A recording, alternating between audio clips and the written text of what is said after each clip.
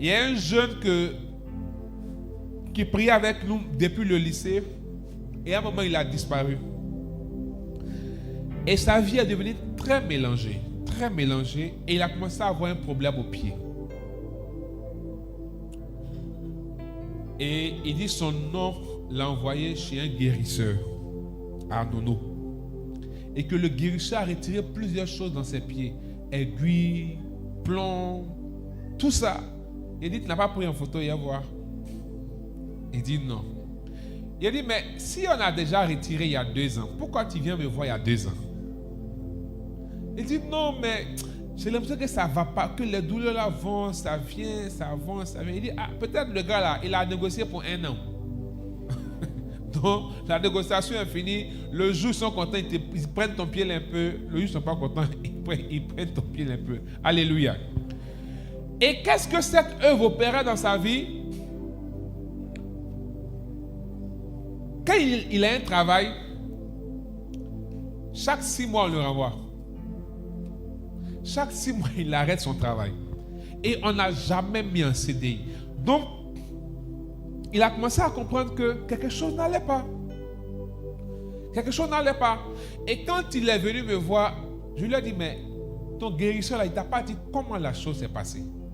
Il dit non. Il dit, regarde, à telle date, dans votre cour, parce qu'il habitait dans la cour familiale, dans votre cour, est-ce que tu n'as pas marché sur une telle chose? Et c'est depuis ce jour-là que ton pied, ça ne va pas. Parce qu'il arrive au moment où c'est comme s'il est paralysé. Il ne peut pas se mouvoir. Mais toi, tu viens travailler, on dit qu'il faut faire essai 3 mois. Dans essai 3 mois là, tu fais 1 mois de maladie. On va te garder. On va te garder. Les gens n'ont pas attaqué directement son travail, mais ils ont voûté son pied par la maladie afin qu'il ne soit pas apte à travailler, et c'est un motif de renvoi. Souvent, certains marchent sur des médicaments, sur des objets qui sont en fait des canaux ou des portes d'envoûtement parce qu'ils sont ensorcelés. Et à partir de là, on donne une commission à la chose sur ton pied. Mais je crois qu'on a commencé à faire l'accompagnement. Il était à Beauville. Quand les gens ont un problème, ils sont prêts à tout. Je travaillais en ce moment à Beauville. Il venait me voir 1 fois par semaine. Il quitte à Beauville, il vient à Makori. Il vient me voir. Et puis il s'en va. On a commencé à prier. Il a fait une retraite de délivrance. Il est venu à Gabaon. Quand il est sorti, le travail qu'il faisait à Agboville, on l'a pris en CDI. Ça fait 2 ans. Son pied, c'est-à-dire que quand on est sorti de la retraite de délivrance, on a prié pour lui, toute la gloire à Dieu. Tout a commencé jusqu'à, c'est-à-dire c'était en juillet, jusqu'en décembre à Gabon. Il dit, je n'ai plus mal, je ne sens plus là. Souvent je lui demandais, il dit, il ne sent plus de tout. Il dit, Jésus t'a guéri. Après Gabon, il est passé en CDI. Il y a eu même menace de renvoi sur lui. C'est-à-dire quand il allait CDI là, 3 mois pour venir le renvoyer. Il dit, voilà, tant ton affaire là. C'est fort. Je lui ai dit, Jésus ne va pas permettre. Parce que c'est lui qui t'a amené en CDI. L'œuvre du diable est juste en train de se mettre en mouvement. Non, papa, vraiment, je me suis éloigné. Je me suis éloigné de Dieu. Je me suis éloigné de toi. J'ai vu que ma vie était mélangée. Je serai toujours là. Quitte à Beauville pour venir. Depuis, on l'a mis en CDI là. Jusqu'à aujourd'hui, il s'est arrêté, vous parle là. Mais Dieu ne l'a pas encore vu. Alléluia. Un jour, moi-même, je l'ai écrit sur moi. J'ai vu le statut, je l'ai écrit sur WhatsApp. Il a dit, tu vas bien, ton pied là, ça va. Je dis, non, papa, tu sais, j'ai plus le droit. Il dit, c'est normal, c'est comme c'est normal. Tu marches maintenant, donc tu n'as plus. Alléluia. Mais on avait mis une paralysie dans son pied à partir de l'envoûtement. Il y a des gens, par exemple, qui peuvent avoir des problèmes de foie. Tu vas à l'hôpital. Certains même au marché, on peut t'envoûter parce que ou bien dans le secteur où tu fais ton commerce, parce que ça marche, ou bien parce que tu t'en sors par la jalousie. Quelqu'un peut aller chez un devin, chez un sorcier, chez un féticheur, chez un marabout, pour prendre quelque chose pour venir t'envoûter. C'est-à-dire, il y a deux choses. Il va d'abord envoûter ton commerce pour que ça ne marche pas. Tes petites prières vont intervenir pour toi. Quand il voit que malgré ça ne marche pas, c'est ta vie va atteindre. Moi, j'ai vu comme ça une dame. À cause du lieu où elle vendait, c'est-à-dire que le lieu est même là. Quand tu es en vente là-bas, là, il n'y a pas de au milieu. Soit tu te laves bien, on te prépare bien, puis tu viens vendre, soit tu es bien en Jésus. En fait, ce n'est pas une affaire de non, ma nourriture est bonne. Ce n'est pas une affaire de non, ma nourriture est douce. C'est une affaire de là. C'est hôtel contre hôtel. C'est celui qui est puissant spirituellement qui peut vendre là. Donc elle, souvent elle va à l'église, souvent elle va chez Marabout. Elle va à l'église, souvent elle va chez Marabout. Dans le physique, on peut accepter. Dans le spirituel, tu es persona non grata. Tu n'as aucune couverture. Tu n'as aucun bord. Tu n'as aucune autorité. Tu es poulet sans propriété. Parce que Satan s'est parti, tu es avec lui. Jésus même s'est parti, tu es avec lui. Donc, au milieu, tu es un poulet sans propriétaire. On peut te manger avec assez de bruit. Et que on te prend pour faire mamie casse-cou. Ça, là, on ne cherche pas couteau. On attrape lui, on tire comme ça. Puis on fait la sauce.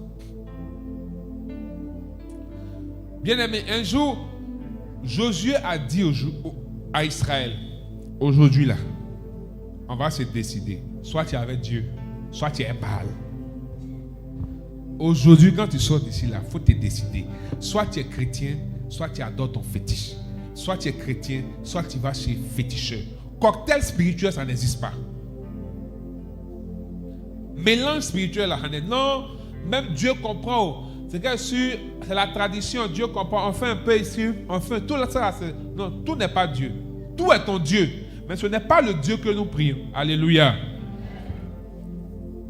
Et cette dame, sur le lieu où elle vendait, ils ont mis une œuvre d'envoûtement et son pied a été paralysé. Elle allait se soigner 1 an. Elle a laissé son commerce pendant 1 an à 2 ans. Elle est parlé à l'église. Jésus a dit qu'elle était souvent à l'église, souvent chez féticheur. Situation, on l'a convaincu que c'est chez les féticheurs qui est bon. Mais je ne vais pas dire ça, ça fait 7 ans. Jusqu'à aujourd'hui, elle boite. Et quand elle est arrivée, la vie qui est là, vraiment, il faut être conséquent envers soi-même. Moi, les complications, je n'aime pas. Quand c'est arrivé devant moi, j'ai été clair. Il n'y a pas demi-mesure. Soit tu es avec Jésus, soit tu n'es pas avec Jésus. Il a vu que ça ne l'arrangeait pas. Donc moi, il a dit, bon, on coupe la poire en deux. Comme tu n'es pas prêt à donner ta vie à Jésus, ce que tu vas faire, où tu vas là, il faut quitter là. Sinon, ce n'est plus ton pied. C'est ta vie même ils vont prendre. Parce que tu ne veux pas donner. Vous savez, la délivrance commence par l'acceptation de Jésus. Si tu n'acceptes pas Jésus, aucune délivrance n'est possible. Il ne faut pas que les gens vont vous blaguer. Je vous en supplie, ne laissez pas les gens vous blaguer. On peut manifester la puissance, tu vas tomber, mais tu n'es pas délivré. Parce que ce qui délivre, c'est Jésus. Et la délivrance vient, pas parce qu'on prie pour toi, mais parce que tu acceptes Jésus. Alléluia. La preuve, quand Marie de Magdala a accepté Jésus, elle a été quoi? Délivrée des 7 démons. Ensuite, elle est devenue disciple de Jésus. À la Pentecôte, elle était parmi les personnes qui attendaient le Saint-Esprit. Mais quelqu'un qui vit une délivrance et puis devient païen, en cas, tu n'es pas encore délivré. Parce que la première œuvre que Christ a opérée sur la croix, c'est la destruction du péché. La deuxième œuvre, c'est la destruction des œuvres du diable. Et la troisième œuvre, c'est le salut qu'il nous accorde. Et dans le salut maintenant, il y a la délivrance, il y a la guérison, il y a la restauration, il y a la prospérité, il y a la vie de Dieu, la vie Zoé qui coule en nous. Et le plus grand privilège, c'est que par le salut que nous avons, quand nous acceptons Jésus par le moyen de la croix, nous devenons enfants de Dieu. par le principe de filiation. Nous sommes adoptés comme enfants de Dieu. Nous sommes héritiers de Dieu et co-héritiers avec Christ. Donc si quelqu'un n'est pas prêt pour accepter Jésus, c'est qu'il n'est pas prêt pour être délivré. Il n'y a pas de délivrance en dehors de Jésus. Car Jésus est comme l'enveloppe dans laquelle nous rentrons pour être délivrés, pour être sauvés. C'est pourquoi il s'appelle Dieu sauve. Jésus, Dieu sauve. Jésus. Donc je lui ai dit, il faut quitter l'endroit pour aller ailleurs. Ça va plus t'aider, ça va t'arranger. La vie qu'elle a là, il n'a pas bien fait. Mais elle continue de boiter. Où elle allait vendre là-bas aussi, ils l'ont trouvé là-bas.